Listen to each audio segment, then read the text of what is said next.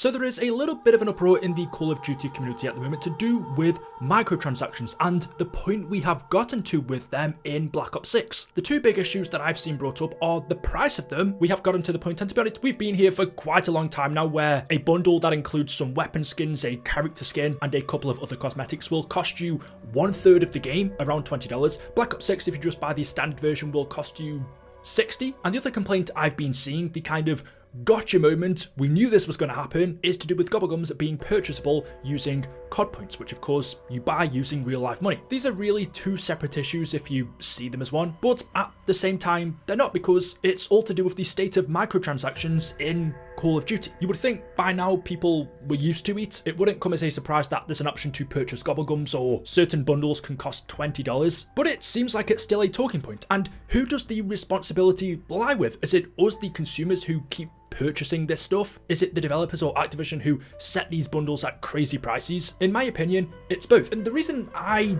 don't really have an issue with it is because it's optional. Now, if you enjoy the game, there are some really cool bundles, especially this year in Black Ops 6. It's only just started, and the two that really stand out, which are epic if you're a zombies player, are the Parasite Warrior. This one's okay. You get this host skin for Carver, which looks awesome. This Parasite Feast finishing move, which I always forget to use in game anyway, but for anyone who does, that's cool. A couple of weapons which look decent. To me, they're nothing compared to the other pack I'm going to show you in just a second though. A skin for the Casimir device, and then all of the rest to me is just filler. You get a calling card, a loading screen, a weapon sticker, and the idealized gobblegum, which is decent actually. This bundle costs 2,400 COD points, which equates to almost £17, about $20. Is this pack worth that money?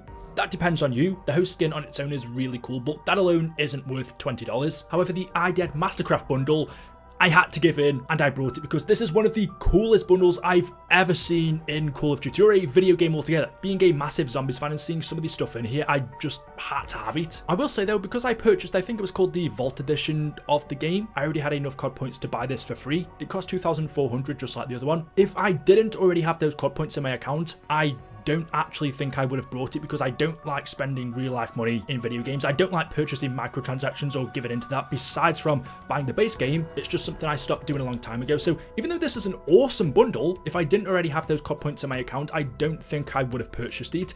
But I will say, it feels so wrong saying this, that a bundle that just contains weapon skins and character skins is worth anything near the price of 1/3 of the game, just for what, 3 reskin weapons and a character skin, and then some emotes and calling cards, and you do get the Perkaholic Gobblegum. But to me, $20 is very expensive for anything cosmetic. That doesn't really add anything gameplay wise. It's not like back in the day where you would spend that $20 on a DLC pack to buy some new maps. It's not like you're purchasing new weapons. These are reskin ones. This is a lot of money, and I could bet if they released bundles like this constantly every other week, it would be addicting, especially if you love this game or you love the zombies mode. Of course you want this stuff, it's like a collector, that's what it feels like to me anyway. I'm not doubting the quality of what's in here. You get the Gumball Ballistics, which is a skin for the XM4, but it looks drastically different. The detail on here is insane. Treyarch have always known that we've wanted a assault rifle ray gun, and even though this isn't that, it doesn't work like a ray gun, just looks like it. This is something you love to find in the mystery box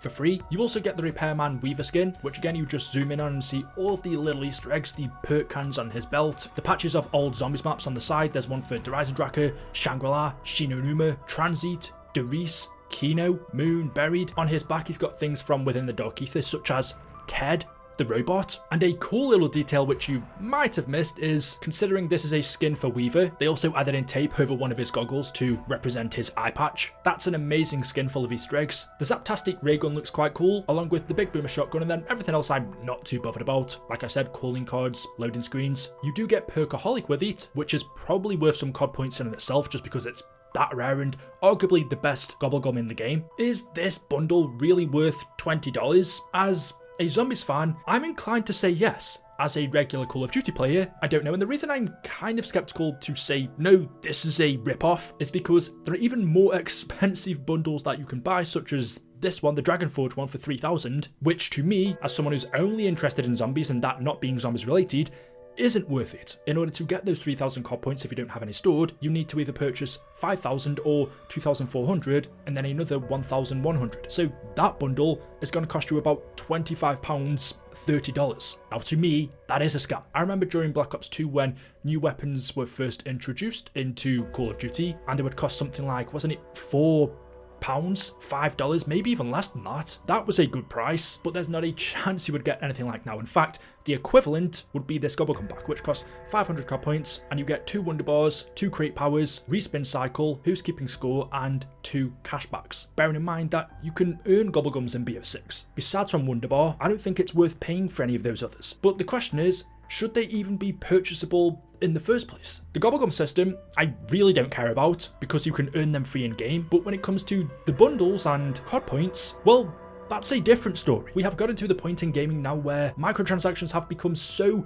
ridiculously expensive. A lot of people end up spending more through in-game purchases than the base game, and believe me, I know people that have spent not hundreds but thousands on weapon and character skins, only for them to be able to be used for 1 year. By the time the next Call of Duty comes around, they're gone. They're never going to use them again because they're never going to play the old COD. That's thousands wasted every single year. If they carried over, then I wouldn't have so much of a problem with it. I get that we don't have the same weapons in every COD, but if the developers could somehow rework that skin onto the next COD's guns, it just seems like such a waste to be able to use them for a year. There are a couple of really cool weapon skins in Black Ops Cold War that I'm just never going to touch again or never going to see because you can't use them in Black Ops 6. And this iDead Mastercraft bundle, I think is one of the best looking ones we've ever had, but by the time Black Ops 7 comes around next year, it's never going to be used again. To be honest, I'm kind of over complaining about microtransactions in COD. They're not pay to win, they are just cosmetics. You could say being able to purchase Gobblegums and have more of them than other players when I don't play the game as much puts me at an advantage if I have 20 perkaholics compared to someone who just plays the game,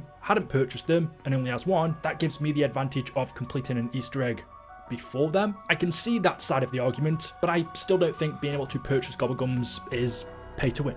More than anything, it just feels like a slight rip-off. $20 on cosmetics is always going to feel really expensive to me. You're not paying for a new map, you're not paying for a new game, yet they're priced at a third of it. There's absolutely no reason for it to be that high. How they even came up with that pricing strategy in the first place, I don't know. I think it's just because we never really complained about it too much and it became acceptable, so they stuck with that price. This is just what you'll pay in the video game world. It's the same for Fortnite and other ones. $20 to $25 just seems to be the standard for a bundle of microtransactions these days, but it shouldn't be. It is a ridiculous amount to spend. There's no reason why something like this isn't $5 max, because the amount of bundles they pump out, yes, there is stuff in here which are very detailed, but Treyarch aren't spending years developing this, or months, or even weeks for some of them, yet they're earning billions off this. They earn more off microtransactions than they do selling the game. But ultimately, if they're going to keep releasing stuff like this, then there's going to be the temptation to buy it, because it looks cool and everyone wants it. If you're a fan of something, of course, you're gonna want the posters. So there we go. Let me know your thoughts in the comment section below. I just thought I'd bring this topic up because I've been seeing it over the past couple of days with bundles starting to release in BO6. Drop a like rating if you've enjoyed. Make sure you are subscribed to stay up to date with latest videos on the channel. Thank you all for watching, and we'll see you in the next one. Until then, goodbye.